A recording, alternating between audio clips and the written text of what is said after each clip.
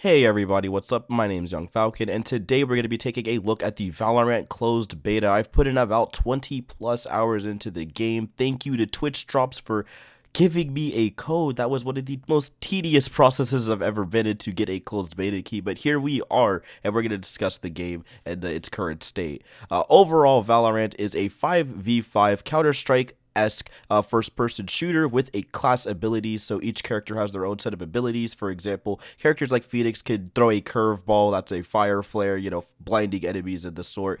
Characters like Sage could put up barriers or walls for boosting you to get sniping advantages and points of that nature, or to cut off enemies, which is more likely what you're going to use it for unless you're playing on a slightly more competitive level. She could also heal players and things like that. And you have characters that can drop smoke grenades. You guys get the gist. There's a lot of really cool class abilities here, and it's all centered around what type of playstyle do you want to have. Each character kind of has their own interesting playstyle, being able to track opponents, where they're going to come from using security cameras or a tracking dart or tracking arrow, if you will, or being able to play super aggressive and aggro, like throwing up flame walls with Phoenix and throwing down a fire grenade, so people are going to have to step in a Molotov cocktail kind of fire and, bait people to force themselves out of positions and get a good shot off and stuff of that nature.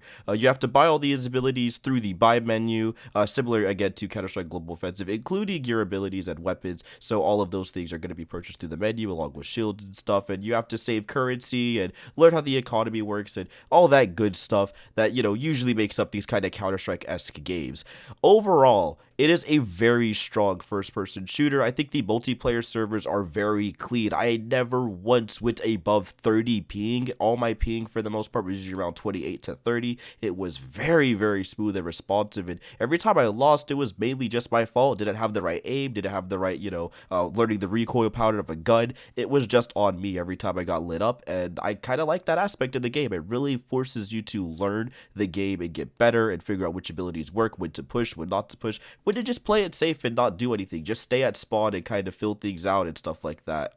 There's a lot of really cool tactics on display here, and everyone on the comms, for the most part, from what I've played in closed beta, are very, very helpful, very, very nice, and it just made for a lot of dynamic encounters. I had a blast playing this game, and it gave me something really new for that Counter-Strike-esque experience.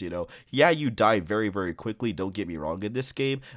Basically a couple of shots from guns, especially like the Vandal and headshots and stuff, are all instant kills. It is very easy for you to get lit up and just die super fast if you're not paying attention, but it still also allows for those clutch factors when you're getting lit up and you just have enough time to get away or set up a barrier and heal yourself with Sage, or heal your teammates with Sage and stuff like that. Throw a slow orb to slow them down so they can't quite get an advantage on your position just in time. There's a lot of cool tactics you can do, and working with your team and knowing which abilities you want to combo with and work with are really, really helpful. Which also leads me to my second point, which is the abilities feel very nice here. None of them seem too overpowered. Yeah, you could say some of the wall hacking, quote unquote tracking darts and stuff are a bit annoying because Sova has this instant kill move he can use with his ultimate, but the sad fact of the matter is he has to be really good, right? Like, he either has to capture a bunch of orbs or get a bunch of kills to get that instant kill, so it feels like it's deserved, and even if you're getting spotted, there's still ways to get away from it. It just all depends on, again, where is your position at. Like, if you know there's going to be a Sova on the team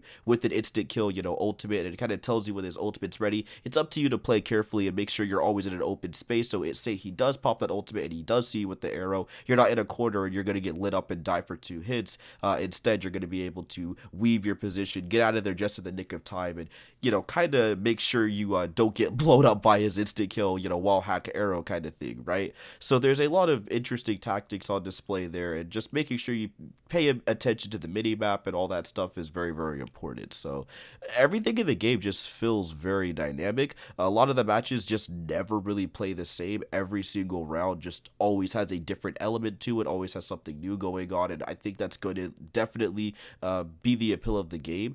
Playing defense and attacking is really, really good, although I do have a couple gripes with the attacking segments, but I'll get to that a little bit later.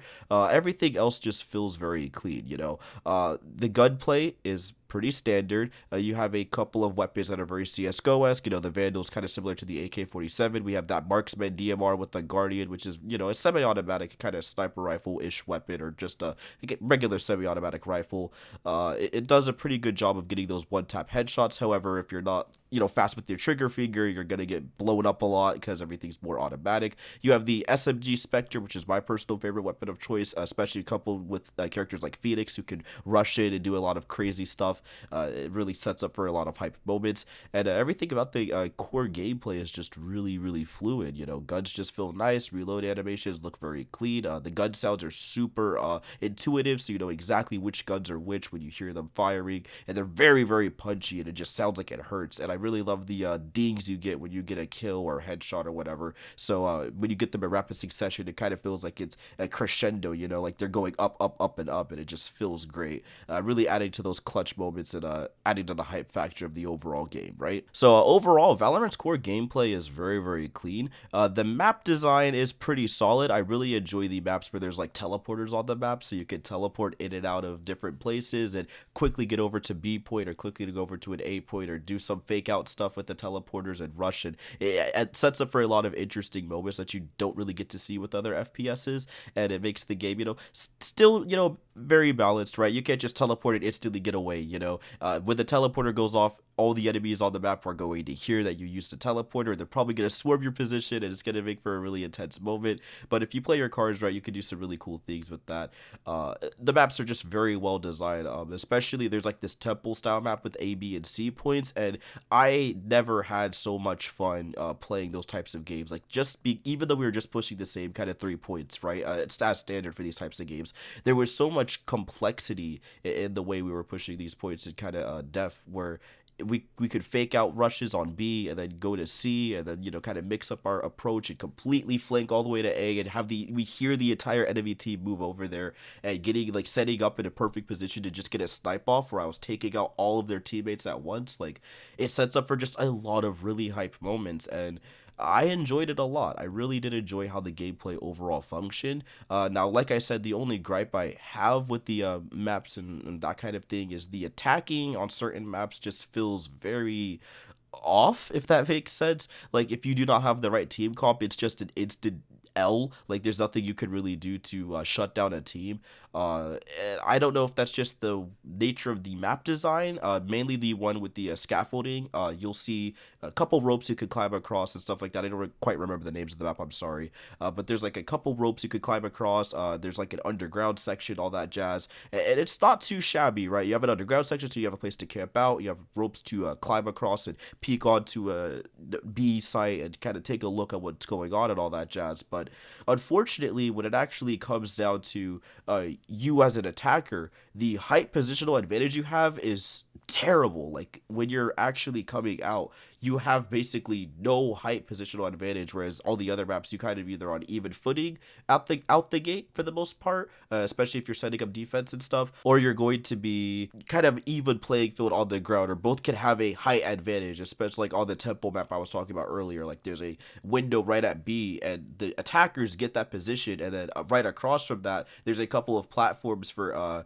the defensive team to set up on, right? So there's a couple of different things for players to play with here. And same with the attack position, there's going to be a flank in an alleyway that people can take on the defensive team, but if your attacking team is already there, you have the height advantage. So you kind of get this feel of, okay, well, there's going to be different flanks and stuff for people to fake you out and all that, but it's still pretty balanced in that regard.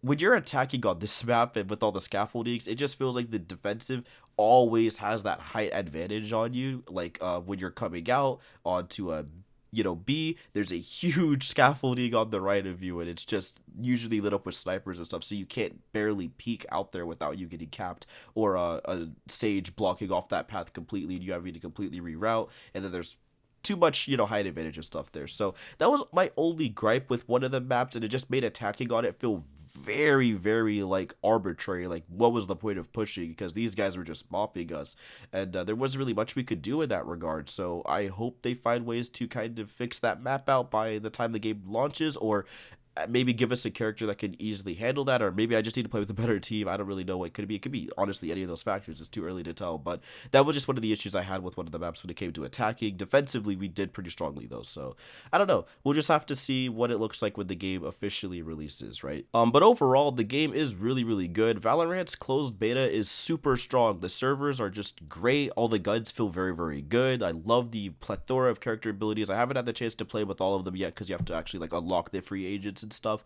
So it's gonna take me a little bit to get through it and unlock the agents, do the contracts, and do what I need to do to get the game or the ball rolling. So in the meantime, I'm just gonna give you my overall first impressions of that. It's a really great game with a really strong community. These guys are really nice people for the most part. Haven't experienced too many toxic chats or gameplay. I've definitely had my toxic scenarios out the gate, but so far it doesn't seem like it's anything too prevalent, and most people are very good at kind of shutting it down, like, hey man, that's not cool, and I really appreciate the community for that. So if you're into first-person shooters and you want to give a CSGO-esque game a try, but with a lot more forgiving stuff on you, like being able to heal yourself with Phoenix, but he has his own firewalls and firebomb set up, or being able to have a Sage on your team to heal you and even resurrect you, giving you a second lease at life, and all that kind of stuff.